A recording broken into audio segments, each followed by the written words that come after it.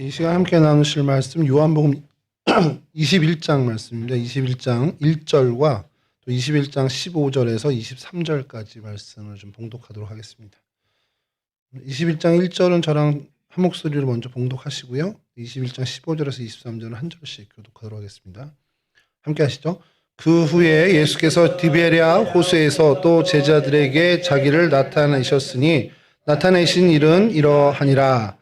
21장 15절에서 23절입니다. 그들이 제가 하고 교독하시겠습니다. 교독하시겠습니다. 그들이 조반 먹은 후에 예수께서 시몬 베드로에게 이르시되 요한의 아들 시몬아 네가 이 사람들보다 나를 더 사랑하니 하시니 이르되 주님 그러하나이다. 내가 주님을 사랑하는 줄 주님께서 아시나이다. 이르시되 내 어린 양을 먹이라 하시고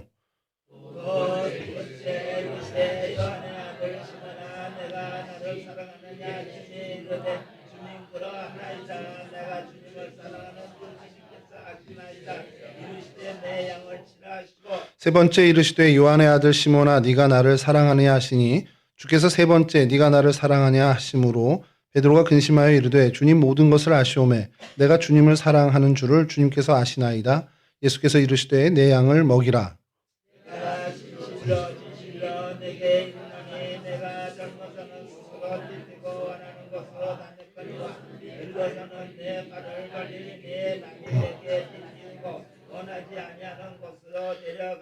이 말씀을 하시면 베드로가 어떠한 죽음으로 하나님께 영광을 돌릴 것을 가리키심이러라. 이 말씀을 하시고 베드로에게 이르시되 나를 따르라 하시니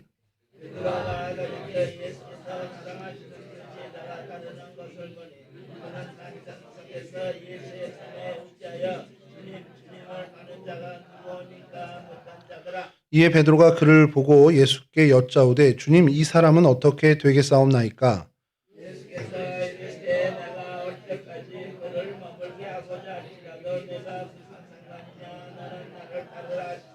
함께 하시죠. 이 말씀이 형제들에게 나가서 그 제자는 죽지 아니겠다 하였으나 예수의 말씀은 그가 죽지 않겠다 하신 것이 아니라 내가 올 때까지 그를 머물게 하고자 할지라도 내게 무슨 상관이냐 하신 것이로라. 아멘. 예, 오늘 저희가 살펴볼 성경의 그 지명은 우리 디베랴입니다. 디베랴라는 도시가 있고요. 또 디베랴는 바다를 또 얘기도 합니다. 그래서 디베랴가 사실 지난번에 저희가 이 시간에 긴네렛을 할 때 설명을 했던 부분이기도 한데 감사한 것은 여러분 모두가 다 기억을 못하기 때문에 한 번 더 저희 같이 해도 크게 문제가 없을 거라는 생각에 디베랴와 디베랴 바다를 같이 겸해서 좀 살펴보려고 합니다. 지도를 먼저 좀 띄워주시면요. 예, 저희가 이제는 익숙한 저 아래쪽에 파란 그 호수 바다는 사해 혹은 염해라고 부르는 곳이고요. 그 사이를 이제 요단강이 잇고 있고 북쪽에 있는 약간 둥그런 그곳이 이제 디베랴 바다입니다. 우리가 갈릴리 바다로 잘 알고 있고요. 또 긴네롯 이렇게 알고 있는 그 바다가 바로 이 갈릴리 바다, 디베랴 바다입니다. 이 지역을 조금 더 확대해서 보여드리면 다음 지도를 보여주시면요. 이 지도를 오늘 계속해서 반복해서 볼 겁니다. 그래서 이게 갈릴리 호수라고 저희가 써 있고요. 시 오브 갈릴리라고 돼 있고 이스라엘 사람들의 현재는 얌 긴네렛이라고 하고 있습니다. 그래서 긴네렛의 얌이 이제 바다인데 얌 긴네렛에서 긴네렛 바다라고 하고 있고요. 이걸 신약 성경에서는 디베랴 바다 혹은 디베랴 호수로 이제 이야기하고 있습니다. 그래서 오늘 저희는 디베랴 이제 바다와 또 디베랴라는 도시가 또 있습니다. 이쪽에 있는 티베리아스라고 해서 여기를 좀 살펴보면서 요 해변에 있는 이제 그 호수변이죠. 호수변에 있는 여러 도시들을 짤막짤막하게 다시 한번 좀 정리를 하는 그런 시간을 가지려고 합니다. 예수님의 사역의 굉장히 많은 부분이 이 지역에서 이루어졌습니다. 그래서 복음서의 많은 그 주님의 사역의 장소가 이곳 가버나움을 비롯해서 여러 이쪽 게네사렛 또 이 갈릴리 지역을 다 얘기합니다. 원래 갈릴리 그러면 이쪽 납달리 지파에 분배된 이 땅 지역을 더 갈릴리라고 그냥 불렀었습니다. 근데 특별히 이제 티베리아스라는 이제 그 도시가 이제 생겨나면서 이곳이 이제 성경이 이제 디베리아죠. 디베리아 그 도시 중심으로 많은 일들이 좀 벌어지고요. 그래서 이 갈릴리가 이제 디베랴 바다로까지 이제 불리게 되는 그런 역사를 가지고 있죠. 어 다음 사진으로 바로 좀 가야 될 것 같습니다. 예, 이 바다에 대해서 디베리아 바다에 대해서 좀 상세하게 말씀드리면, 예, 좌로 12.5km, 그리고 길이는 21km가 됩니다. 그리고 둘레를 전체를 다 돌면 54.5km 정도가 됩니다. 수심은 약 23m, 이제 서쪽은 23m가 보통이고, 근데 동쪽으로 가면 좀 깊어져서 동쪽이 깊은 곳은 43m까지도 이제 수심이 깊은 곳이죠. 이곳이 이제 그 이스라엘 사람들의 식수를 담당하는데, 이스라엘 사람들의 식수의 한 3분의 1을 이 갈릴리 호수가 이제 담당을 하고 있습니다. 그만큼 이제 물의 양이 굉장히 많다라는 것이죠. 디베리아를 바다라고, 그리고 또 도시로 우리가 다 이제 두 양쪽을 다 부르고 있는데, 이 티베리아스라는 이 도시에 대해서 간략하게 좀 먼저 설명을 해드리면, 헤롯 안티바스가 주후 20년쯤에 건설을 하게 된 도시입니다. 이 도시는 원래 락갓이라는 구약의 도시인데, 이곳을 이 헤롯 안티바스가 로마 황제에게 소위 말해 잘 보이려고 로마 황제의 이름을 딴 그 티베리우스 황제의 이름을 따서 디베리아스, 디베리아라고 이제 부르게 돼서 이 도시를 이제 건설하게 됩니다. 그만큼 이제 계획 도시였고요. 그래서 많은 사람들이 이곳에 어떻게 보면 이제 모이게 되고 인구 수도 급증하게 되죠. 그리고 이곳이 나중에는 좀 이제 예수님의 활동의 어떤 그 기록으로는 이 디베리아는 많지는 않습니다. 이 디베리아 도시요. 바다는 많아도 도시는 많지 않은데, 이 디베리아라는 도시가 유대인들에게는 굉장히 의미 있는 것이, 탈무드를 이제 예루살렘 탈무드를 완성하게 된 곳이 바로 이곳입니다. 예루살렘이 이제 함락이 되고 나서 많은 유대 사람들이 이제 갈릴리 변방 쪽으로 몰려오는데, 특별히 이 디베리아라는 도시에 몰려오게 돼요. 그리고 그곳에서 많은 랍비들이 이제 많은 연구들과 또 이런 저작물을 만들게 되는데, 그 중에 하나가 예루살렘 탈무드입니다. 저희가 이제 저도 뭐 어릴 때부터 탈무드 하도 많이 들어가지고 그게 뭔가 이제 잘 모르고 있다가 이제 신학 공부를 하면서 이제 탈무드에 대해서 이제 언급하고 그래서 또 듣게 됐는데, 탈무드는 크게 이제 두 가지 버전이 있습니다. 예루살렘 탈무드가 있고요. 근데 바벨론 탈무드, 그러니까 바벨론이라고 하기 정확히는 바벨로니아 탈무드라고 이렇게 부르는데, 이 두 가지 버전이 있습니다. 그래서 저희들이 흔히 이제 뭐 출판되고 이러는 탈무드는 대부분이 다 이 바벨로니아 탈무드고요. 그리고 이제 거기에 약간은 부록처럼 되어 있는 것이 예루살렘 탈무드인데, 실제로 예루살렘 탈무드가 1세기 더 앞서서 이제 저작이 된 탈무드이긴 합니다. 이 디베리아 이곳으로 몰려온 그 랍비들이 이제 어떻게 편집하고 또 여러 전승으로 내려오는 유대인들의 지혜들을 이제 기록하게 되는데, 아무래도 로마의 압박이 있었기 때문에 완성도는 그렇게 높지는 않습니다. 그래서 완성도는 높지 않고 짤막짤막한 구절로 좀 되어 있는 것이 특징이고요. 바벨로니아 탈무드 같은 경우는 이제 그보다 한 세기 뒤인 한 5세기경에 바벨론, 이제 현재 이라크 지역에서 유대인 공동체들이 이제 그 형성이 되는데, 그것에서 굉장히 깊은 학문적인 토론이나 체계적인 어떤 그 경전 작업들이 진행되면서, 그곳에서 이제 어떤 뭐 핵심적인 아니더라도 유대의 한 경전 정도로서의 그 가치를 갖는 탈무드가 이제 생성이 되게 되죠. 그래서 이 두 가지의 탈무드가 있는데, 그래도 먼저 앞선 탈무드, 예루살렘 탈무드가 이 디베리아에서 완성이 된다라는 걸로 유대인들에겐 이 도시가 굉장히 의미 있는 지역이기도 합니다. 여하튼 이 디베리아라는 도시는 그렇게 진행이 됐는데, 이곳이 그러면 원래 디베리아가 아닐 거잖아요. 주후 20년경에 이제 헤롯 안티바스가 건설한 도시가 되고 이름을 티베리우스 황제를 따라서 티베리아스로 지었기 때문이면, 그럼 이곳은 원래 어떤 이름을 갖고 있었던 도시냐 그러면 여호수아 19장 35절입니다. 그 견고한 성읍들은 시딤과 세르와 한막과 락갓과 긴네렛과. 그러니까 여호수아 때 견고한 성읍들 몇 개를 이제 이야기를 하는데, 여호수아 좀 혹시 띄워줄 수 있나요? 없나요? 예. 여호수아 19장 35절에 보면 견고한 성읍들이라고 해서 몇 가지 성의 이름이 등장을 하는데, 그 시딤, 세르, 한맛, 락갓, 긴네렛. 락갓이라는 도시는 거의 여러분들이 들어볼 일이 없었을 겁니다. 근데 이 디베리아가 바로 이 락갓이라는 것이 이제 성서학자들의 공통적인 견해죠.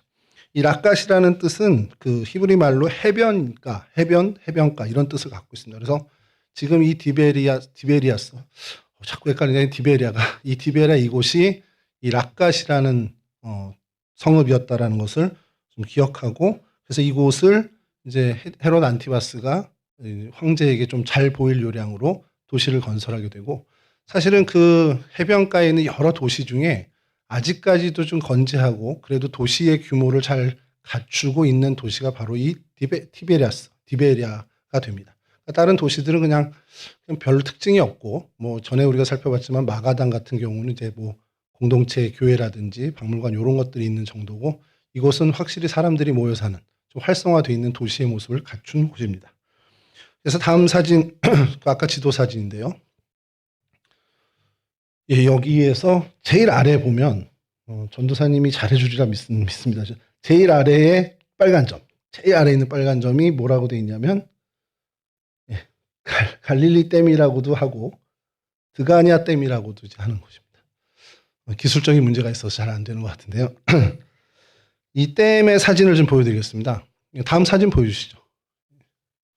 이 밑에입니다. 갈릴리 댐, 드가니아 댐이라고 하는 요곳인데, 요게 수위가 있죠. 이게 수치가 208, 209, 210인데, 갈릴리 편의상 바다라고 하겠습니다. 이 해수면이 원래 그 지중해 해수면과의 높이 차이가 어느 정도 날 것 같습니까, 여러분? 높다, 낮다? 예, 낮습니다. 해변 이제 해수면이 0으로 치면 갈릴리는 마이너스 200 이상이 됩니다. 그래서 이 갈릴리 호수가 아까 말씀드린 것처럼 이스라엘 전체 식수의 3분의 1 정도를 담당하고 있습니다. 그래서 이 수위 조절이 굉장히 중요한데요. 평균적으로 맞추는 선이 213m, 마이너스 213m에 맞추죠, 보통. 이 댐이 그것을 이제 조정을 합니다. 이 댐의 그 평균 수위가 블루 라인, 레드 라인, 블랙 라인이 있다고 해요. 그래서 블루 라인은 제일 밑에 208m, 208m 블랙 라인은 214m, 제일 바닥인데, 여기까지 내려가면 식수로 쓰기가 어렵다는 겁니다. 여기도 이제 사해처럼 염분이 어느 정도 이 밑에는 좀 가라앉아 있다는 거예요. 그래서 그 밑에까지 214m, 마이너스 214m까지 내려가면 식수로 쓰기가 곤란해서 그 이하로 떨어지지 않게끔 굉장히 수위 조절을 잘 이제 조심해서 하고 있고요. 그다음에 레드라인이라고 해서 마이너스 214m가 이제 평균 수위입니다. 그래서 요 수위를 맞추려고 애를 쓰고 있고, 그다음에 마이너스 208.80m가 블루라인이라고 해서 여기에 근접하면 이 댐문을 열어서 이제 방류를 합니다. 왜냐하면 208m가 넘으면 이제 여기가 범람을 하게 된다라고 해서 그 선은 넘지 않게 하기 위해서 굉장히 이제 조정을 한다라는 것이죠. 그래서 그 수위를 이제 지켜볼 수 있는 이런 척도가 되는 자들이 있고요. 이걸 좀 다음 사진 보여주시면, 예, 이렇게 제가 댐이라고 해서 굉장한 걸 기대하고 사진을 찾아봤는데, 그냥 여기 제기동 뭐 이렇게 수위 조절하는 그 정도 규모입니다. 그러니까 도로 밑에 이렇게 돼 있는 거고요. 다음 사진 보여주시면 딱 요겁니다. 요게 댐입니다. 밑으로 이제 요단강이 흐르고 있는 거고요. 갈릴리의 호수에서 요단강으로 흐르는. 여기가 굉장히 핵심적인 시설이래요. 그래서 지금 막 분쟁이 있을 이런 때도 여기를 되게 조심하는 그런 경우가 있다고 합니다. 그러다 보니까 이 댐 근처에 물들이 좀 풍성하겠죠. 물들이 많고. 그래서 이곳에 야르테니트라는 이름을 가진 세레터가 생기게 됐습니다. 그 세레터가 생기면은 유대인들이 많이 가서 할까요? 아니면은 다른 사람들이 많이 가서 할까요? 유대 땅이니까 유대인들이 많이 가서 해야 되는데, 실제로는 다음 사진 보여주시면, 예, 이런 관광객들이 주로 가서 세례를 받고 있습니다. 그러니까 성지순례를 갔다가 간 김에 그 교회 일행들이 같이 거기서 세례를 받은 분들이 갈 텐데 다시 한번 세례를 받는 어떤 그런 퍼포먼스를 하는 거겠죠. 이런 일들이 많은 이 동네가 이곳이고요. 다음 지도 다시 한번 보여주시면, 이제 그 맨 밑에는 저희가 살펴봤고, 그다음에 가운데 이제 티베리아스에서 저 위로 저희가 전에 한번 살펴봤던 곳인데, 게네사르, 키노사르라고 되어 있는, 성경의 게네사르에서 되어 있는 거기 점 2개가 딱 붙어 있는 곳 혹시 전사님 확대가 될까요? 네, 여기 이갈 알론 센터를 좀 보려고 합니다. 이게 저희가 전에 한번 살짝 지나가면서 이 센터는 보여드렸는데 그 안에 있는 사진을 시간공에서 못 보여드렸거든요. 그래서 이곳이 이제 게네사렛, 성경의 게네사렛이라고 하는 그 도시입니다. 다음 사진 보여주시면, 이게 이곳에서 제일 유명한 겁니다. 갈릴리 해변에서 가장 고고학적인 가치를 갖고 있는 그 유물입니다. 이게 뭐냐면 1986년도에 갈릴리가 굉장히 가문 때가 있었어요. 그래서 그 거의 밑에 그 아까 말씀드린 블랙라인까지도 근접했던 그 시절에 이 게네사렛 쪽 해변에 뻘이 있는데 그곳에서 배를 건져냈습니다. 근데 이제 탄소연대 측정 방법으로 했을 때 이게 언제적 것 같습니까? 왜 가치가 있겠어요? 예수님 활동 당시의 배입니다. 타셨다는 건 아니고 그때 시절에 건조된 배고요. 그래서 이 배의 이름은 예수의 배로 명명이 됐습니다. 그래서 이것이 한 9번 정도의 굉장히 그 복원 작업을 통해서 이 정도로 됐고 그래서 전시가 되어 있는 상황이고요. 그래서 다음 사진 보여주시면 그 배를 원래 모양은 이랬을 거다라고 이제 추정해서 모형도를 복원해서 전시를 해놓고 있는 곳이 바로 이갈 알론 센터라는 곳입니다. 이갈 알론이라는 것은 사람 이름인데 이스라엘 독립전쟁 당시에 이제 군 지도자 역할을 했는데 특별히 이제 민병대 조직을 해서 이제 저희로 치면 의병이죠. 거기 이제 지휘관이었던 사람이고 독립한 후에 이제 국방부 장관, 외교부 장관을 역임했던 사람입니다. 그래서 그 사람의 이름을 기리고자 이곳에서 이제 박물관을 이제 지어낸 거죠. 그래서 이곳에 이것을 보러 성지순례를 가는 분들이 많이 보러 간다고 해요. 그래서 뭐 봐도 그만일 것 같은데 어쨌든 예수님 시대 때에 건조됐던 배라는 것이 굉장히 그 의미가 있어서 실제 예수님이 제자들과 이 갈릴리 호수를 건너 다닐 때 탔던 배가 이런 모양이 아닐까라는 것을 이제 추정을 하는 겁니다. 물론 이제 이거보다 큰 것도 있겠죠. 그래도 보통의 배들이 요만했다라는 것들. 다음 보여주시면 다시 지도입니다. 그래서 이제 그 다음에 그 위로 가서 저 타부가라는 곳입니다. 타부가라는 곳은 저랑 여기서 한번 했었습니다. 저희랑 한번 정말 많은 분량을 다뤘던 부분인데 저 위 오병이어 기념교회, 팔복교회, 멘사 크레스토 이렇게 있습니다. 크리스토 있고 그다음에 테일 기네로 이렇게 있는 다 거의 모여 있습니다. 가버나움에서 바로 밑에 동네인데요. 다음 사진 보여주시면 이게 막달라 스톤이라는 겁니다. 혹시 기억하실 수 있겠는데 막달라, 마가단 요게 같은 동네입니다. 그리고 그 영어식 표현에서 미그달이라고도 이제 표현하는 동네인데 이곳에 당시 예수님이 활동했을 때 당시 회당 그때부터 이제 보존된 회당의 터가 있고요. 그것을 발굴 작업에서 발굴하는 이걸 뭐라 그러죠? 제가 정확히 모르겠는데 필경대 같은 요것이 이제 저 돌 위에 이사야를 펼쳐놓고 읽고 이렇게 하는 그런 성경을 펼쳐놓고 읽고 하는 그것입니다. 그래서 이제 돌로 돼 있는 건데 그래서 이게 막달라 스톤입니다. 실제 원래 발견된 진품은 아까 말씀드린 이간 알론 센터에 보관이 돼 있고 이 회당 센터에는 이렇게 모형으로 이렇게 좀 전시가 돼 있습니다. 여기가 이제 막달라고 그 아까 위쪽에 타부가라는 지역에 타부가라는 것은 두 개의 셈이라는 뜻을 갖고 있는 동네인데 성경에는 등장하지 않습니다. 정확히 타부가라는 이름이 등장하지 않는데 이곳에서 주님의 갈릴리 이쪽의 사역이 굉장히 많이 있었죠. 그래서 팔복교회가 있는데 그 산이 팔복산이고 그곳에 팔복교회가 지어졌습니다. 다음 사진 보여주시면 넘겨주시죠. 이게 팔복교회의 예배당 모습입니다. 팔복기념 예배당이죠. 그리고 그 교회 앞에 돌판이 하나 있는데 읽을 시간 드리겠습니다. 대충 뭐 단어들만 보셔도 되잖아요. 블레스드 뭔가 복이 있을 것 같고요. 그다음에 뭔가 박해를 받으면 복이 있을 것 같은데 라이트니스가 있으니까 뭐 정의고 뭐 의를 위해서 핍박을 받는 것 같겠죠. 그리고 맨 마지막에 킹덤 오브 헤븐 하늘나라가 그들의 것이다. 뭐 이런 데얼즈가 있으니까 그들 거구나 이렇게 될 겁니다. 그래서 팔복의 마지막 의를 위해 핍박을 받는 자는 하늘나라가 저희들 것입니다라는 말씀이 새겨져 있습니다. 제 의문은 왜 영어로 돼 있지? 이게 히브리어나 아니면 히브리과는 아니더라도 헬라어로 돼 있어야 되는 거 아닌가 생각하는데 이렇게 이제 지어져 있는 팔복교회가 있습니다. 여기가 타부가 지역이고요. 다음 지도를 다시 보셔주시면 이제 건너편에 원래 이제 타부가에서 몇 번을 더 하고 싶은데 왔다 갔다 하고 싶어서 이제 커시어라는 커시 국립공원입니다.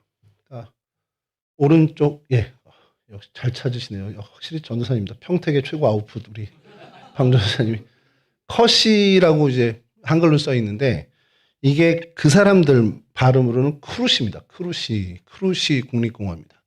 크루시는 발음이 우리 한글 성경으로 오면 거라사가 됩니다. 다음 사진 보여주시면 여기 전체는 보실 필요 없고요. 저 제일 오른쪽에 있는 사진, 그림, 모자이크로 그린 그림이 뭘 것 같은, 저기를 방 전사님이 요 정도 얘기하면 센스 있게 확대를 해줄 거예요. 그러면 예, 요게 거라사 광인을 치유하는 그 장면을 담은 이제 모자이크입니다. 이곳이 그 갈릴리 호수 동편에 있는 거라사라고 이제 칭하는 곳이고, 유대인들과 또 그리고 성경 고고학자들은 공통적으로 이곳이 예수님께서 그 거라사 광인을 치료하신 곳으로 보고 있습니다. 그래서 이것을 국립공원화했어요. 그래서 많은 관광객들이 볼 수 있게끔. 그리고 그곳에 안내도가, 다음 사진을 보여주시면 안내도가 이렇게 있습니다. 뭐 우리 유정현 장로님이나 방갈 전사님, 우리 담임 목사님이나 좀 읽으실 수 있을 것 같은데, 여러분들 못 읽으실 것 같아서 구글의 힘을 좀 빌렸습니다. 다음 사진 보시면 쿠르시 국립공원에 오신 것을 환영합니다. 그래서 쿠르시가 이제 거라사입니다. 국립공원 의장이라는 것이 뭐 이제 번역의 한계입니다. 이렇게 이 터에 오신 걸 환영합니다고요.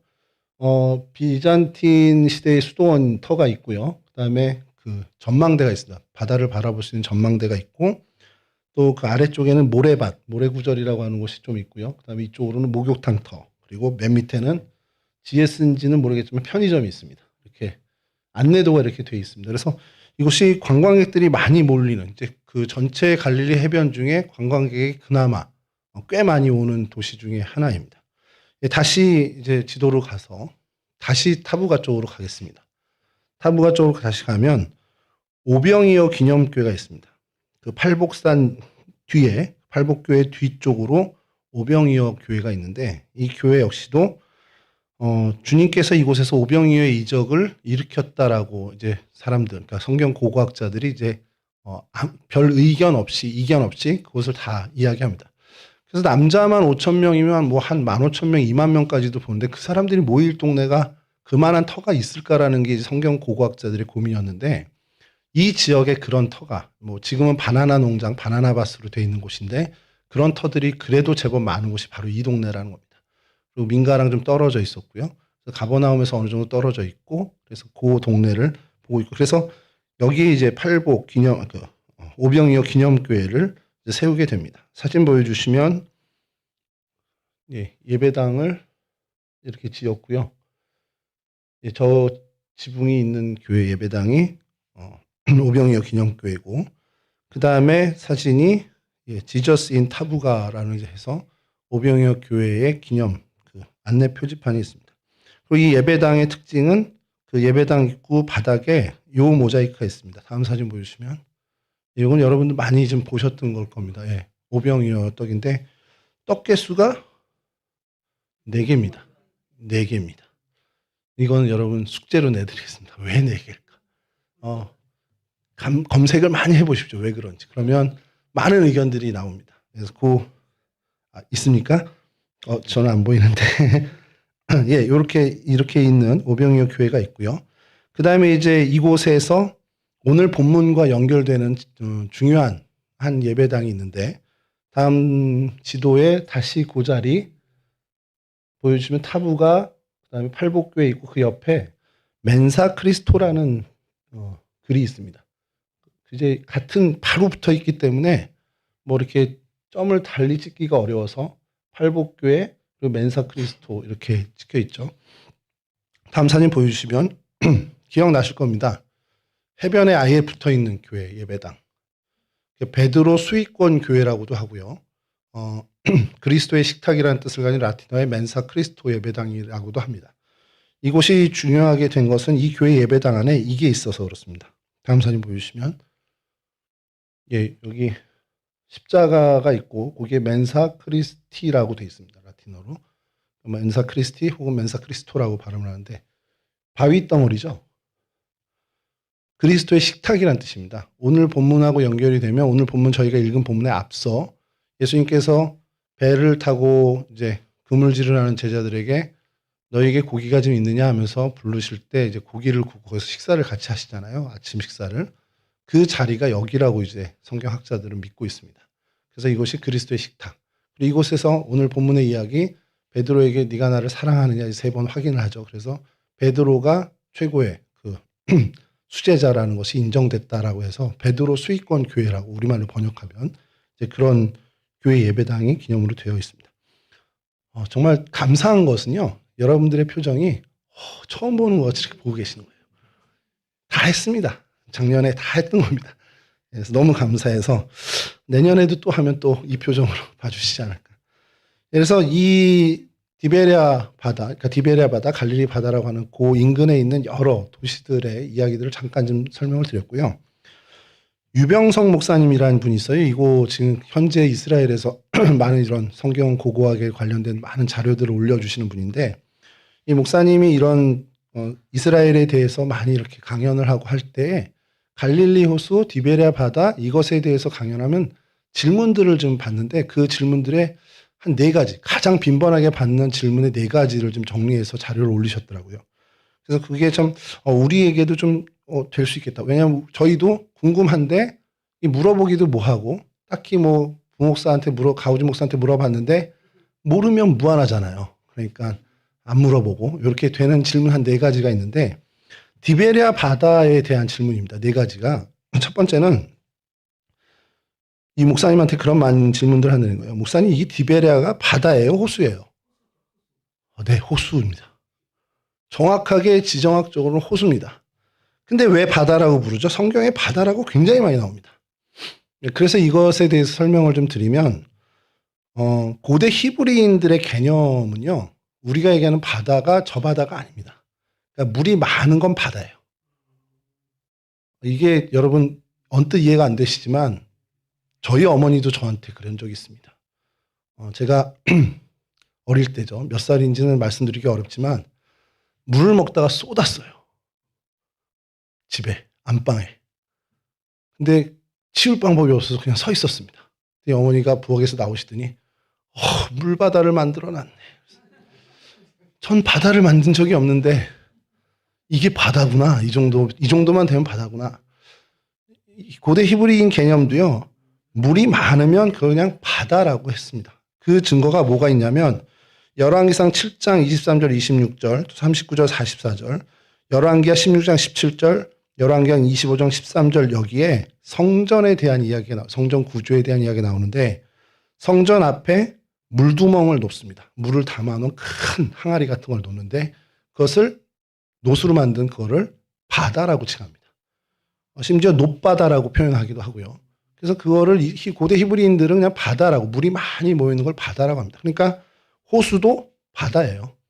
염해도 바다입니다. 그러니까 그들의 개념에서는 그런 거죠. 지정학적으로 지리학적으로 개념으로 하면 이건 민물이죠. 민물이니까 호수가 맞는데 이 성경에서 바다라고 하는 이유는 그들의 그 고대 히브리인들의 개념상의 바다라는 게 뭔지를 알면 이해가 된다라는 것이죠. 신약에서도 마찬가지입니다. 신약에서도 바다라는 표현이 등장하고요. 호수라는 표현도 등장을 합니다. 이건 좀 이따 다시 한번 좀 정리를 해드릴 텐데 히브리 말로는 얌이지만 그 헬라어로는 그리스 말로는 달라사라고 이제 합니다. 그래서 이 달라사라는 것을 히브리어에서 썼는데 한글 성경으로 번역할 때 호수로 번역되기도 하고 바다로 번역되기도 하고 그런 좀 혼용되는 것이 있습니다. 이거 좀 이따 좀 정리를 해드린대요. 그리고 두 번째는 명칭에 대해서 이제 다시 질문을 많이 받는다는 거예요. 그래서 여호수아 13장 27절입니다. 이건 좀 읽어드릴게요.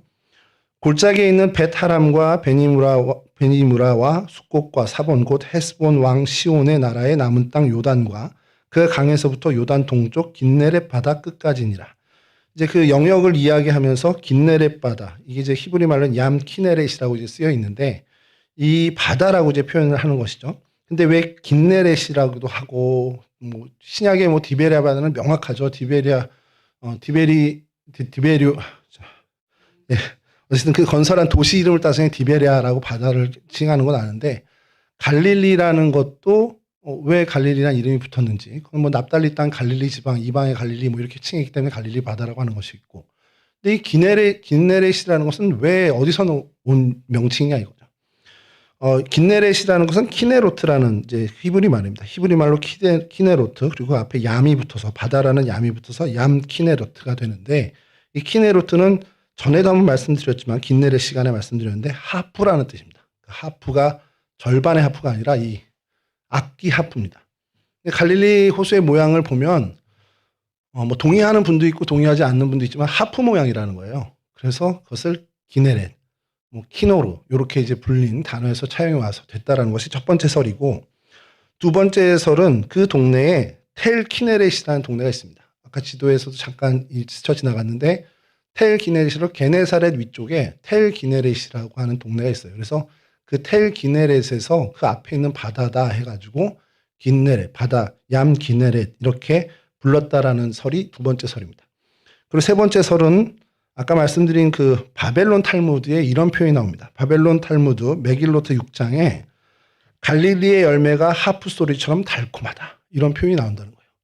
그러니까 이 갈릴리 지역의 그 풍요로움을 이야기하는데 그 과일의 풍성함이 하프 소리만큼 너무 좋은 그런 표현들이 있어서 거기서 따온 말이 긴네렛 바다라는 그런 것이라는 주장이 있습니다. 그러니까 뭐 모양, 첫 번째는 이제 모양, 두 번째는 그 텔 긴네롯 앞에 있는 바다라고 해서 긴네롯, 세 번째는 이제 바벨론 탈무드에서 언급된 그것이 이 긴네롯 바다, 이 명칭의 그 어떤 근간이 됐다라는 설들이 있습니다. 그래서 구약에서 얌 키네렛이라고 하는 이유는 요 세 설 중에 하나일 거다라는데, 이제 가장 설득력 있고 가장 지금 현재 정설을 받아들이는 건 이 바다의 모양이 하프, 악기 하프에 닮아서, 그것에 닮아서 얌 키네렛이라고 불렀다라고 이제 표현을 하고 있습니다. 신약에서는 좀 복잡한데요. 이것은 바다냐 호수냐를 이제 같이 아우러서 말씀을 드리면, 헬라어로는 달라사, 바다라고 표현이 되는데 우리말 성경에서 바다로 번역을 한 것은 딱 한 번 나옵니다. 요한복음 6장 1절에 갈릴리 바다라고 이제 표현해서 이 달라사를 우리나라 성경에서도 바다로 표현을 하고요. 그다음에 헬라어로 파라달라시오스라고 해서 달라스가 바다잖아요. 달라사가. 근데 앞에 파라가 붙는 겁니다. 그러니까 파라는 파라초치모 이렇게 하는 것처럼 주변, 옆에 이런 뜻인데, 그래서 달라사 옆에 파라, 그러니까 파라달라시오스 그러면 해변을 얘기합니다. 그러니까 이 해변을 우리말 성경에서도 해변으로 그대로 번역한 것은 두 번 나옵니다. 마태복음 4장 13절에 납달리 지경 해변이라는 표현을 쓰고요. 마태복음 13장 이전엔 해변에 서 있더니, 요 구절은 이 파라달라시오스를 그대로 이제 해변으로 쓴 것이고, 이제 조금 좀 헷갈리는 것이 헬라어로는 달라사 바다를 썼는데 한국어에선 해변 혹은 해변길로 번역한 그런 곳이 마태복음 4장 14절에 해변길, 마태복음 4장 18절과 마가복음 1장 16절엔 갈릴리 해변. 그러니까 우리 성경엔 해변으로 나오기도 하고 해변길로 나오기도 하고 바다로 나오기도 하고 이런 것들이 헬라어로는 다 달라사, 바다로 쓸 때가 많다라는 겁니다. 그리고 이제 달라사로 또 써있기 있는데 한국어로는 호수라고 쓰이는 것이 세 번이 등장하는데, 요한복음 21장 1절에 디베랴 호수라고 오늘 저희가 읽은 이것이 그렇게 나오고요. 마가복음 7장 1절에도 호수라고 표현을 하고 마태복음 15장 29절에도 호수라고 표현합니다. 그러니까 성경에서는 분명히 바다라고 표현을 하는데 우리말로 번역할 때 불편한 거죠. 이거 바다가 아닌데, 엄밀하면 호수인데, 그래서 호수로 이제 그 한글 성경을 옮긴 것들이 있습니다. 그리고 이제 헬라어로는 호수라는 림네라는 단어를 쓴 경우도 있어요. 오직 누가복음에서만 이 갈릴리 디베랴 바다를 호수라고 지칭을 합니다. 아마도 그 이방인을 위한 복음이다 보니까 이곳을 호수로 지칭한 것이 아니겠냐는 성경학자들의 이야기인데, 헬라어로 림네라고 쓴 호수를 한국어로 호수로 번역한 것은 딱 누가복음에만 5번이 나옵니다. 누가복음 5장에 게네사렛 호수, 그리고 호숫가 이렇게 표현이 되고, 누가복음 8장에는 계속해서 호수로 이렇게 번역이 되고 있습니다. 그러니까 이게 뭐 호수냐 바다냐 별로 중요하지 않고요. 그냥 이렇게 그냥 그때 맞게, 그러니까 우리말 성경으로 번역되는 그 시기에 맞게 더 적절한 것으로 이제 번역됐다고 저희가 보면 되고, 실제로 이스라엘 사람도 성경도 이 바다 호수를 혼용해서 쓰고 있다는 것을 저희가 참고했으면 좋겠습니다. 그리고 이제 재밌는 질문들을 받으시는데, 그 갈릴리 호수, 이 디베랴 호수에 베드로 고기가 있잖아요. 저희가 들은 그거 도대체 뭐냐라고 묻는 질문이 많대요. 이 유병성 목사님한테. 그래서 이 유병성 목사님이 그 전문가와 함께 이 생선에 대해서 살폈답니다. 그래서 생선 사진을 보여드리면, 생선 사진. 이게 암눈이라는 생선입니다. 그리고 아랍어로는 무시트라는 게, 암눈은 히브리 말로는 암이 임맘에서 엄마라는 뜻이고 눈은 물고기라는 뜻입니다. 그러니까 엄마 물고기 혹은 물고기의 엄마 이렇게 이제 번역되는 우리말로 하면 그런 이름을 갖고 있고 저 아랍어 무시트는 빛, 머리빛 있잖아요. 그 빛이라는 의미입니다. 그래서 저 지느러미가 빛처럼 생겨서 아마 그렇게 이름을 붙인 것 같다라고 하는데 이 생선이 특징이 알을 낳고 계속해서 지킨대요. 알을. 그리고 외부의 위험이 있으면 그 알이나 아니면 치어들을 입속에 이제 숨겨서 보호를 한답니다. 그래서 이게 엄마처럼 돌본다. 그래서 암눈이라는 생선 이름을 붙였다는 거예요. 근데 현대 과학에서 밝힌 것은 실제로 그건 순놈이 안 되는 거죠. 그러니까 아빠들은 언제나 억울해요. 그죠? 뭘 다 해도 다 엄마가 한 걸로 해. 예, 여하튼 그래서 이게 생선으로서 실제 그 갈릴리 해변 식당에서 메뉴로 이제 많이 등장을 하고 구이나 뭐 조림 이런 걸로 나온다는데 실제 학명으로는 틸라피아입니다. 틸라피아 물고기인데 제가 그래서 틸라피아가 뭐지 우리나라에 있나 그랬더니 저희 나라에는 사실 이제 그 식용 생선으로 잘 안 쓰이는데 한때 저희 나라에 역돔이라는 것으로 팔린 적이 있어요. 들어보셨나요? 저도 한번 들어본 것 같은데 돔처럼 돔은 분명히 아닌데 돔 비슷하다고 그래서 역돔이라고 해서 팔리는 적이 있었는데 그게 이 틸라피아라는 생선입니다. 이게 이제 베드로 물고기고요. 마태복음 17장 24절 이하에 나오죠. 예수님께서 베드로에게 성전세 가버나움에서 반세계를 받는 사람에게 너 가서 저기 고기 잡으면 그 입에 동전이 있을 거야 해서 갖다 줘 해서 그 물고기 잡은 물고기가 바로 이 베드로 물고기다라고 해서 이것이 있다고 합니다. 그리고 네 번째 이제 질문들이 이 갈릴리 호수가 엉뚱하게 이렇게 내륙에 이렇게 딱 호수가 있잖아요. 그것도 제법 큰 호수입니다. 이게 어느 정도 크기냐면요. 166제곱미터예요. 전체 아까 그 처음 사진에서 말씀드렸지만 길이가 뭐 몇 킬로 이렇게 되면서 하는데 정확히 보면 21킬로, 12.5킬로 이렇게 되는데 이게 166제곱미터의 넓이가 됩니다. 이게 어느 정도의 넓이인지 챗GPT에게 물어봤습니다. 우리나라 어디랑 비슷해 그랬더니 전남의 광양시가 167제곱미터, 경상도의 김제시가 166제곱미터라고 해서 비슷한 크기라는 거예요. 근데 제가 광양시도 가본 적이 없고 김제도 진안은 가봤겠지만 규모를 모르겠는 거예요. 도대체 그게 얼마나 큰 거야. 그래서 다시 질문을 했습니다. 그러면 서울에 있는 구 몇 개를 합치면 돼? 그랬더니 너무 친절하게 도봉구, 강북구, 성북구, 동대문구, 성동구, 종로구, 은평구를 합치면 167제곱미터입니다. 제가 한 게 아니라 챗GPT가 알려준 겁니다. 그러니까 요 강북의 7개 구를 합치면 갈릴리 호수의 넓이가 나온다는 거예요. 엄청 큰 거죠. 도봉, 강북, 성북, 동대문, 성동구에 종로구에 좀 그것도 모자라니까 은평구까지 합쳐야 되는 정도입니다. 그래서 그 정도의 그렇게 큰 넓이의 이런 부분인데 죄송합니다.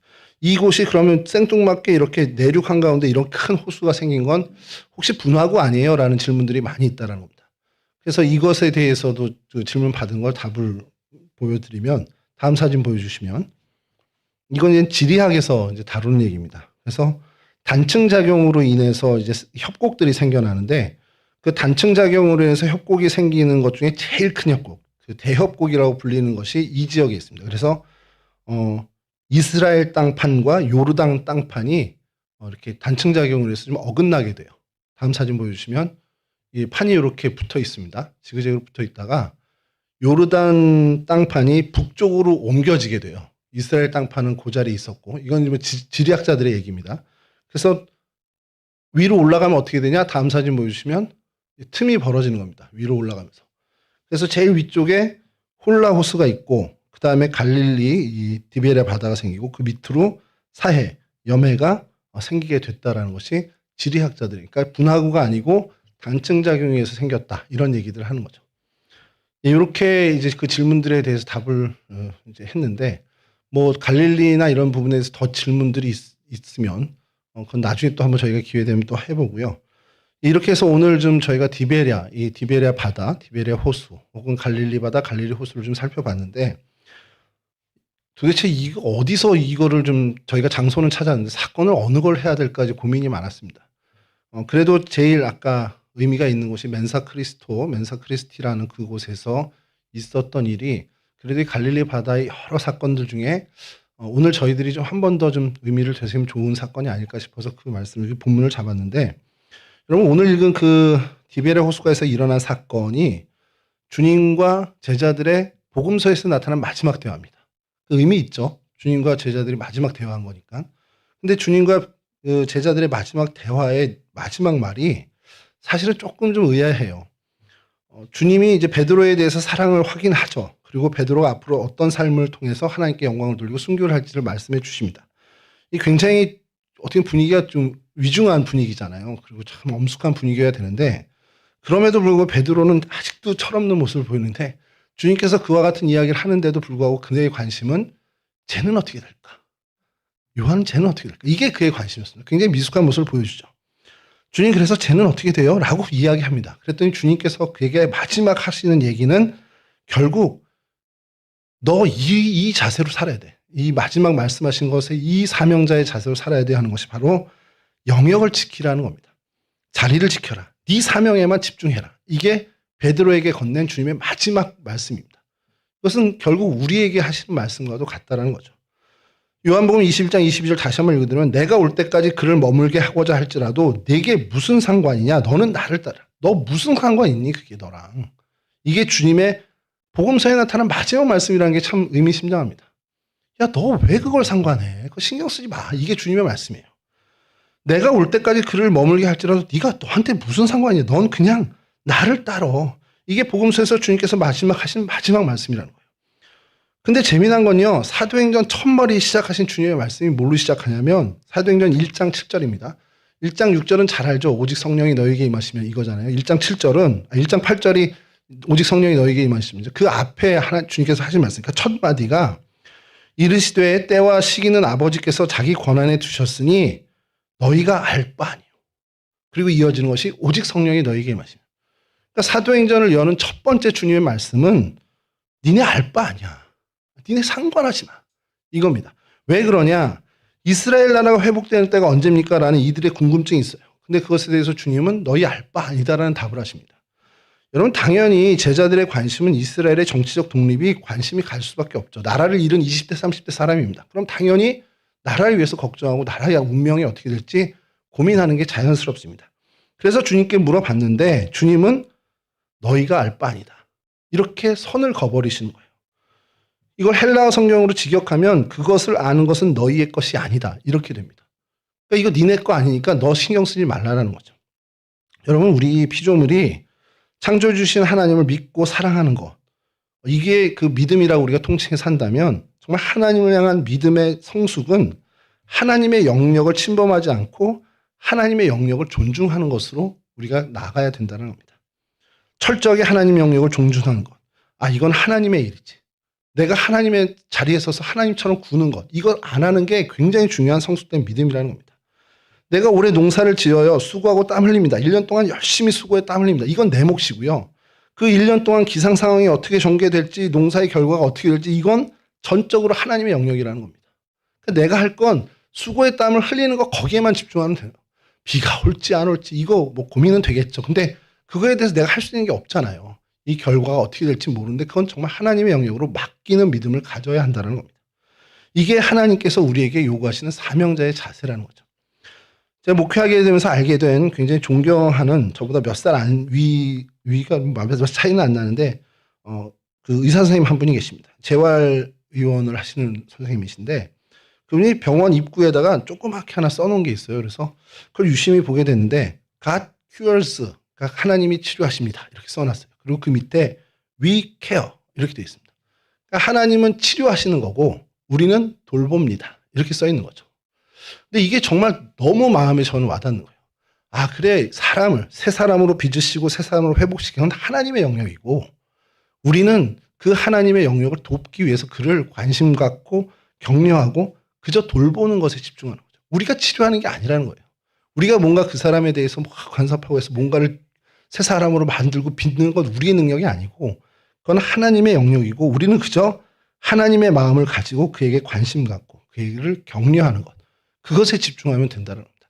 사실 그 선을 확실하게 지킨다면 아무 문제 안 나요. 근데 그 선을 넘을 때 어떤 문제들이 생기고 갈등이 폭발하고 하게 되는 것이라는 겁니다. 여러분 믿음은요. 우리 머리로 상상할 수 없는 그 창조주 하나님의 그 영역을 존중하는 것. 이거라고 해도 과언이 아닙니다. 이것 역시 주님께서도 모범을 보여주셨습니다. 마태복음 24장 36절인데 그러나 그날과 그때는 아무도 모르나니 하늘의 천사도 아들도 모르고 오직 아버지만 아시느니라. 성자 하나님이시죠. 근데 이 마지막 날, 그날은 하나님의 영역이라는 거예요. 그러니 내가 관여할 바가 아니라는 겁니다. 오직 성부 하나님의 뜻대로 그 사역에, 당신의 사역에만 집중합니다. 성부 하나님의 영역에 간섭하지 않고요. 그래서 그것을 상관해서 구속사역에 대해서 이래라 저래라 자신의 의지를 피력하지도 않습니다. 심지어 자신의 죽음 역시도 하나님의 뜻을 따르는 하나님의 영역을 성부 하나님의 영역을 정확하게 지키신 것이 바로 성자 하나님, 우리 예수 그리스도의 모습이라는 거죠. 그리고 나서 그 모습으로 당신의 사명, 당신의 속죄 사역을 완성하셨습니다. 이런 모범을 보여주시면서 주님 우리에게도 동일하게 얘기하시죠. 너에게 무슨 상관이냐? 너 알 바 아니다. 여러분, 내게 무슨 상관이냐라는 것으로 복음서의 말씀이 끝나고 너희가 알 바 아니오라는 말씀과 함께 사도행전 첫머리가 시작된다는 거 우리가 기억해야 한다는 것이죠. 하나님의 영역을 온전히 지키고 하나님의 영역은 하나님께서 하시고 하나님이 내게 주신 내 영역에서 최선의 힘을 다하는 것, 이것이 우리가 사명자의 자세로 참된 제자의 모습을 가져야 되는 첫 번째 모습이라는 겁니다. 바라기는 저와 여러분 모두가 이렇게 정말 내게 주어진 그 영역, 그것에 내 의지와 온 힘을 다해서 최선을 다하는 사람이 되었으면 좋겠습니다. 오직 내게 주신 영역, 저 사람이 뭘 하든 저 사람이 정말 나보다 앞서가든 뭐 더 잘나고 영광을 받든 상관하지 말고 내게 주신 내 영역에 최선을 다하는 그런 진짜 사명자의 모습을 갖는 저와 여러분들이 되었으면 좋겠습니다. 이와 같은 은혜를 누리는 은혜의 주인공들이 되시기를 주님의 이름으로 간절히 축원합니다.